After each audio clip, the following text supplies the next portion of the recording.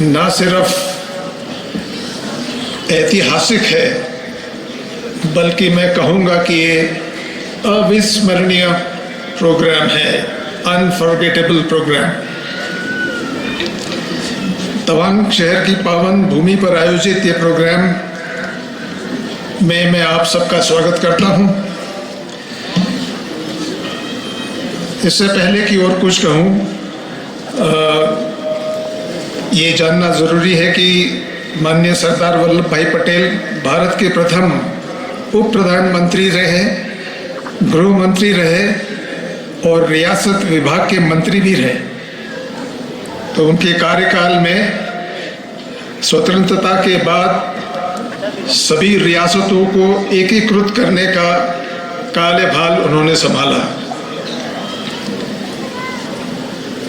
और उन्होंने लगभग 560 रियासतों को एकीकृत किया और भारत की एकता और अखंडता पर ध्यान केंद्रित किया।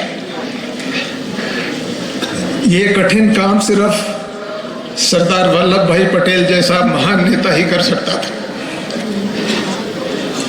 इस एकीकृत कार्य के अंदर स्वतंत्रता मिलते ही एक ऐसी घटना घटी। सन 47 में कश्मीर के ऊपर पाकिस्तानी के सेना ने और कबीलियों ने रेड किया और उन्होंने कोशिश की श्रीनगर तक पहुंच के कश्मीर को हथियाने की। उस वक्त कश्मीर के राजा हरि सिंह की फौजें वहां तैनात थी, लेकिन वो इन कबीलियों का हमला झेल नहीं पाई। उसके चलते भारतीय सेना को वहां आना पड़ा और रेस्ट दे से इज हिस्ट्री। जब ये कार्रवाई हो रही थी तो गिलगिट बाल्टिस्तान के इलाके में एक गैरिसन गिलगिट का था, जिसमें ब्रिटिश ऑफिसर के नीचे कुछ लोकल लोगों ने उसकी सुरक्षा के लिए वहाँ पर उसको ब्रिटिश गवर्नर ने तैनात किया था। जब आज़ादी का जुनून चल रहा था तो ब्रिटिश ऑफिसर मेजर ब्राउन जो वहाँ थे, हरि सिंह जी को पता चला कि वो गैरिसन हो सकता है, हमारी बात ना माने, तो उन्होंने ब्रिगेडियर घनसारा के नीचे एक टुकड़ी भेजी गिलगिट में।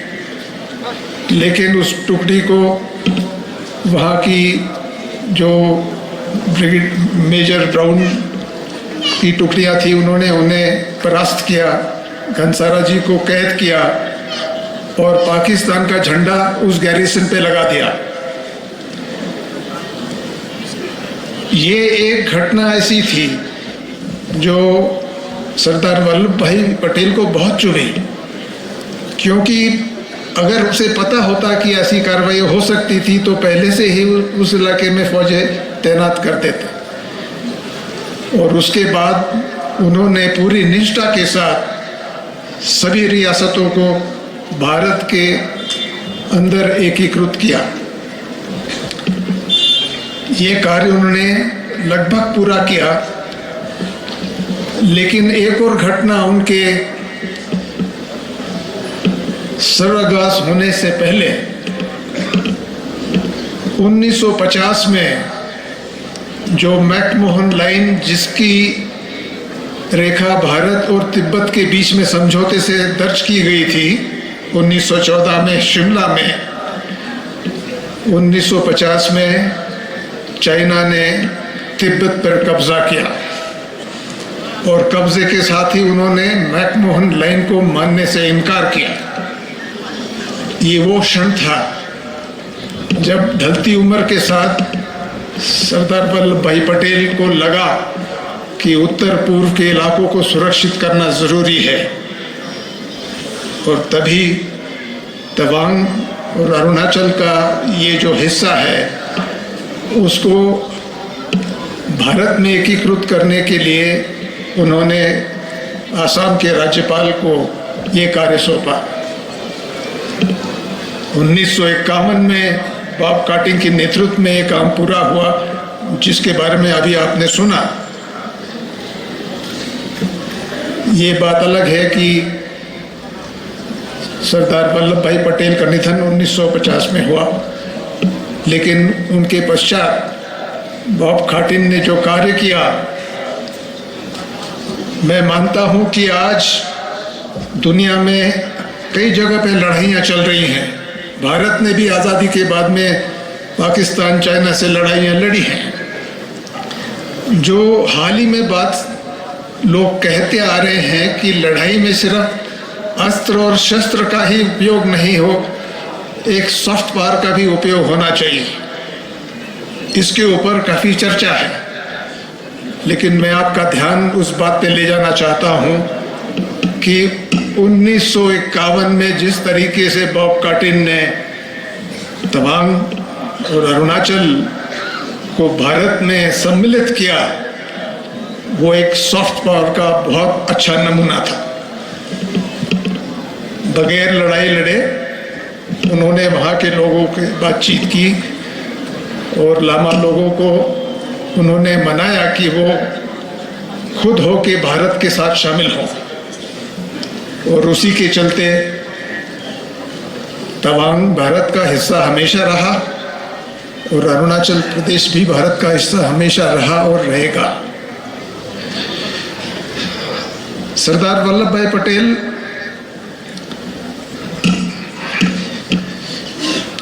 इन्होंने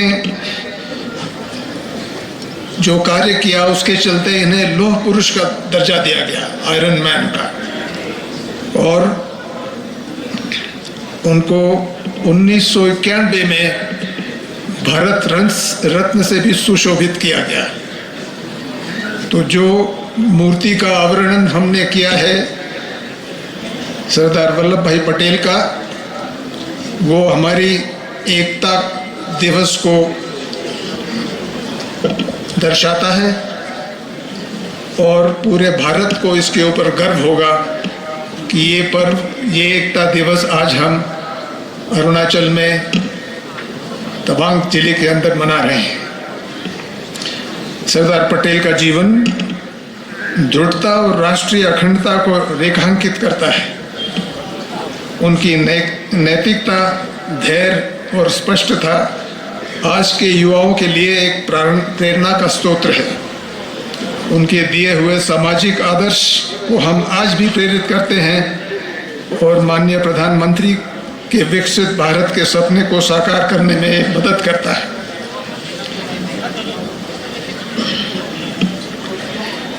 जहाँ तक बॉब खाटिन की बात है, मेरे ख्याल से माननीय मंत्री रिजू जी ने जिस तरह से उनकी व्याख्या की है, मैं उनसे सहमत हूँ कि एक व्यक्ति इतने विभिन्न रोल्स में कैसे सफल हो सकता है। वो टीचर भी थे, वो लीडर भी थे, फौज में भी शामिल थे, प्रशासन का अंग बने, डिप्लोमेट भी रहे, और उन्होंने द्वितीय युद्ध के अंदर बर्मा बॉर्डर के ऊपर तैनात रहते हुए जब जापानी फौजें मणिपुर नागालैंड की बॉर्डर्स तक पहुंच गई थी, वहां साहसपूर्ण उनको परास्त करने में मदद की।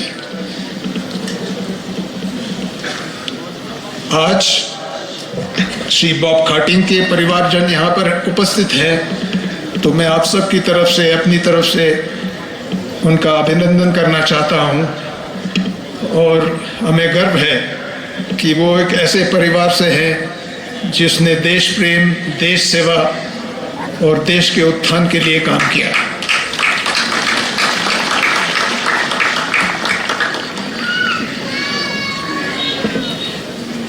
उनका जो जीवन चरित्र है बॉब खाटिन का, मुझे बहुत ही प्राउड फील हो रहा है कि हमने आज वीरता संग्रहालय का जो उद्घाटन किया है, जिसमें बॉब खाटिन के पूरी जीवन की उपलब्धियां वहां पर दर्शाई गई हैं।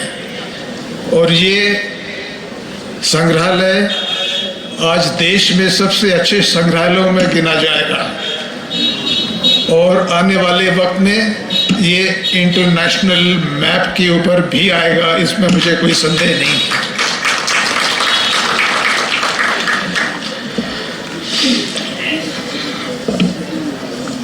आज हम यहाँ सब एकत्रित हुए हैं और हमारे साथ मणिपुर के मुख्यमंत्री श्री एन बीरेन सिंह जी, उनके विधायक और मंत्रीगण भी यहाँ पर हमारे साथ सम्मिलित है।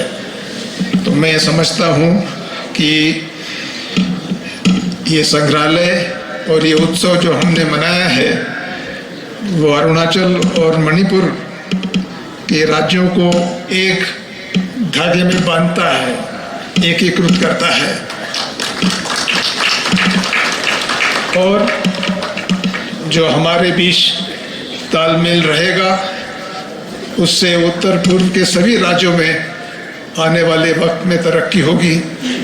और जो हमारे माननीय प्रधानमंत्री का सपना है कि उत्तर पूर्व को प्राथमिकता दी जाए और जो कार्य उसके चलते यहाँ पर हो रहे हैं ये दर्शाते हैं कि आने वाले वक्त में उत्तर पूर्व जो है भारत का एक शाइनिंग एग्जाम्पल बनकर रहेगा। किसी ने बॉब खाटिंग के बारे में ठीक ही कहा है कि देश की सेवा करते जो नरवर निष्काम, देश की सेवा करते जो नरवर निष्काम, गगन पटल पर स्वर्ण अक्षरों से लिखा रहेगा उनका नाम। मुझे पूरा यकीन है कि उनकी जो जीवन शैली है वो आज के युवाओं को प्रेरित करेगी और आने वाले वक्त में अच्छा काम करने, अनुशासन रखने और उपलब्धियां हासिल करने में मदद करेगी। एक बार फिर से मैं माननीय मुख्यमंत्री श्री पेमा खांडू, मैं जनरल 5 माउंटेन डिव के जनरल साहब, 190 ब्रिगेड के ब्रिगेड कमांडर साहब और पूरी टीम अरुणाचल जिसमें प्रशासन, सैनिक और आम नागरिक शामिल हैं, उन सभी की सराहना करता हूँ। और आपने जो कार्य करके दिखाया है वो ना ही हमारे सिर्फ राज्य में बल्कि पूरे देश में इसकी चर्चा ज़रूर होगी। आने वाले वक्त के लिए मैं आप सभी को शुभकामनाएं देता हूँ।